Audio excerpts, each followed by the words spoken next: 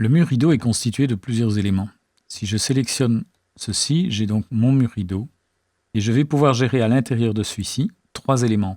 D'abord un quadrillage qui va me permettre de réaliser une division de ce mur rideau. Sur base de ce quadrillage, je vais réaliser des panneaux. Et puis entre ces panneaux, je vais éventuellement positionner des meneaux. Donc j'ai un quadrillage, des panneaux et des meneaux. Alors pour l'instant, je n'ai pas de meneaux visibles. Par contre, par défaut, Revit positionne sur le quadrillage existant, c'est-à-dire pour l'instant un seul quadrillage qui constitue le contour du mur, un panneau. Alors, sélectionner le panneau est impossible sans appuyer sur la touche tabulation. Donc je vais me positionner sur l'extrémité du panneau, quelque part, et avec tabulation, je vais à un moment le mettre en surbrillance. Quand il est en surbrillance, je clique. Et je vois que je me retrouve effectivement avec un panneau système vitré. Donc par défaut, quand je vais créer un mur rideau, Revit va positionner un panneau système vitré sur toute la surface du mur rideau.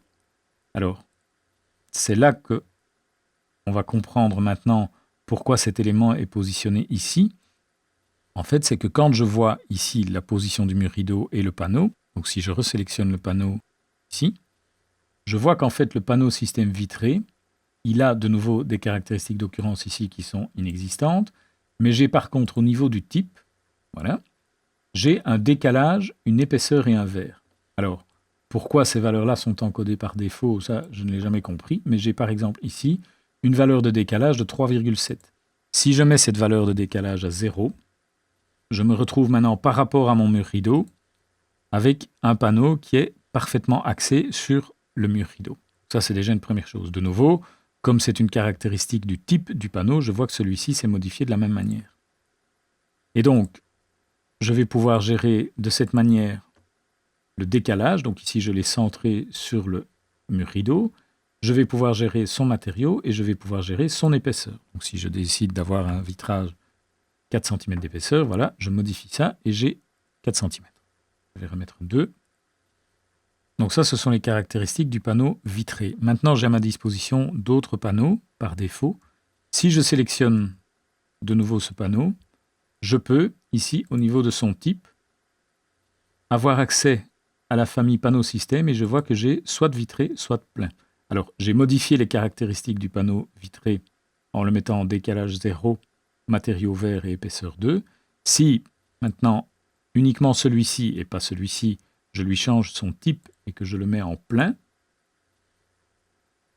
je me retrouve avec ceci. Alors, de nouveau, par défaut, j'ai des valeurs bizarres, à savoir que si je sélectionne le panneau, qui est le panneau plein, et que je vais dans le type, j'ai cette fois-ci une épaisseur de 6 avec un décalage de 1,95.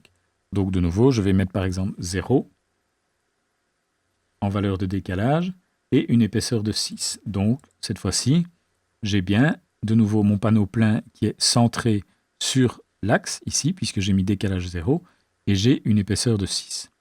On verra tout à l'heure que j'ai également à ma disposition un panneau vide, mais pour cela, je dois d'abord créer certains quadrillages. Alors, la création des quadrillages. Je vais donc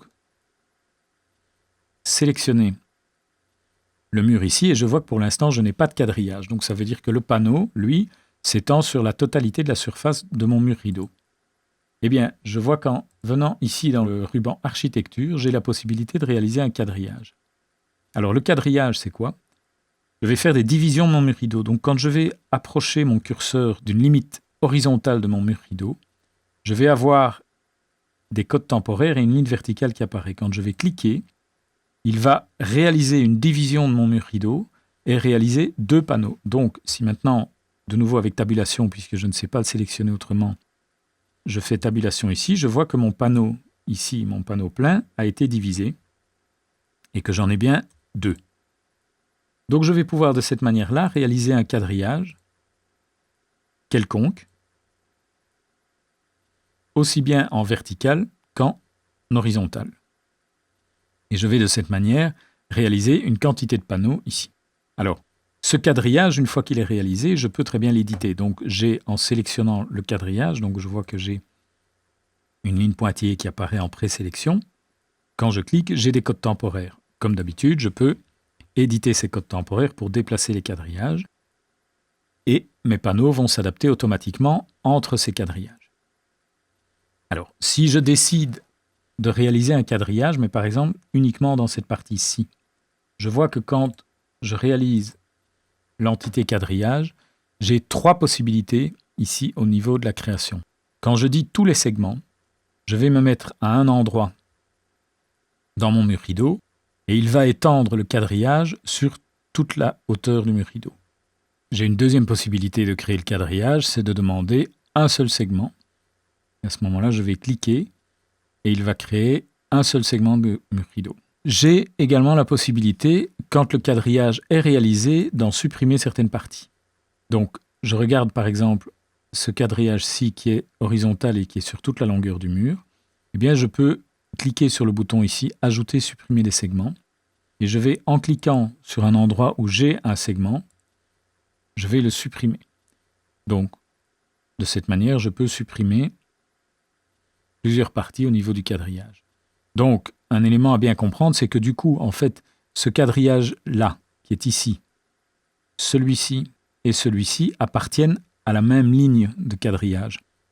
Donc, si par exemple, je voulais en ajouter un ici, mais qui est parfaitement aligné avec celui-là, je n'y arriverai pas en ajoutant un quadrillage. Pourquoi? Parce qu'en fait, ce quadrillage-là existe déjà. Simplement, il n'a pas de ligne ici. Donc, je vais pouvoir demander d'ajouter ou supprimer des segments. Et donc, de la même manière, tout à l'heure, je cliquais à un endroit où j'avais un segment pour le retirer. Mais si je clique à un endroit où je n'ai pas de segment, eh bien, il va l'ajouter. Donc, je vais pouvoir de cette manière-là ajouter ou supprimer des segments. Et donc, toujours, j'ai la possibilité de gérer ça avec des codes temporaires. Et on voit en fait que quand je réalise un quadrillage, il va par défaut, à un moment, me proposer l'axe ici au niveau des panneaux. Donc, on voit qu'il y a un accrochage qui fait qu'il va s'arrêter dans l'axe entre deux quadrillages préexistants.